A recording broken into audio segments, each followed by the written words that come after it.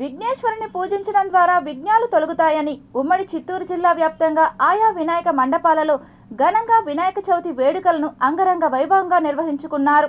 పర్యావరణాన్ని కాపాడుదాం, మట్టి వినాయకుడిని పూజిద్దాం అనే నినాదంతో వినాయక చవితి వేడుకలను భక్తి శ్రద్ధలతో జరుపుకున్నారు.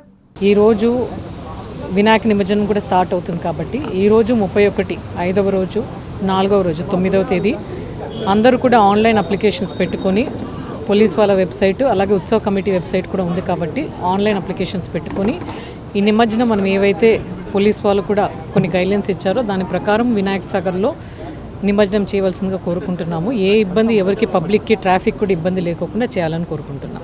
వినాయక చవితి నాడు తిరుపతి నగరపాలక సంస్థ కార్యాలయంలో వినాయకుని విగ్రహాన్ని ఏర్పాటు చేసుకొని సిబ్బంది, కమిషనర్ గారి ఆధ్వర్యంలో అధికారులందరం కలిసి ఘనంగా వినాయకుడి పూజలు చేయడం ఆనవాయితీ. సో ఇవాళ కూడా వినాయక చతుర్థి వేడుకలు ఘనంగా నిర్వహించడం జరిగింది.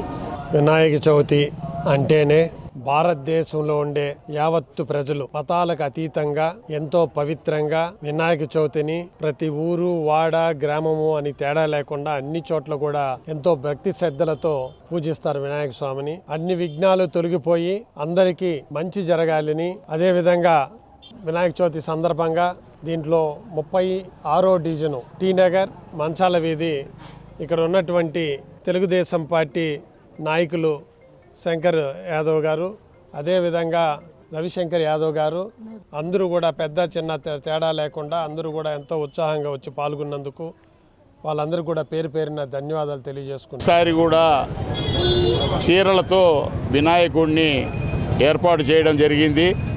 పార్వతీదేవి చీరలకి ప్రతీక అయితే ఆమె ఒడిలో వినాయకుడు వెలసినట్టు చీరలపై వినాయకుడిని ప్రతిష్ఠింపజేశారు గాంధీపురం యూత్.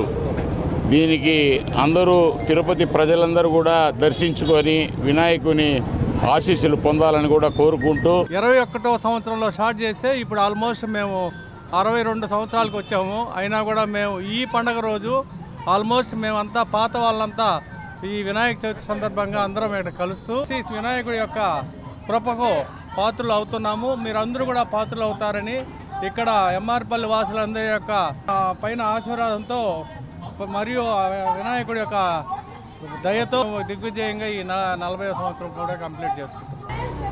ఈ రోజు నుంచి 9 రోజులు స్వామివారికి వివిధ సేవల ద్వారా పూజలు ఇక్కడ నిర్వహించడం జరుగుతుంది. ఈరోజు సాయంత్రం మూషిక వాహన ఊరేగింపుతో ఈ ఉత్సవాలు ప్రారంభమయ్యి 4/9/2025 9వ తేదీన స్వామివారి యొక్క నిమజ్జన కార్యక్రమం ఉంటుంది. అది ఏర్పేడు మండలం పత్తిరాపం గ్రామం అండి. మేము ఎవ్రీ ఇయర్ ఇదే విధంగా గ్రాండ్గా సెలబ్రేట్ చేసుకునే వాళ్ళము.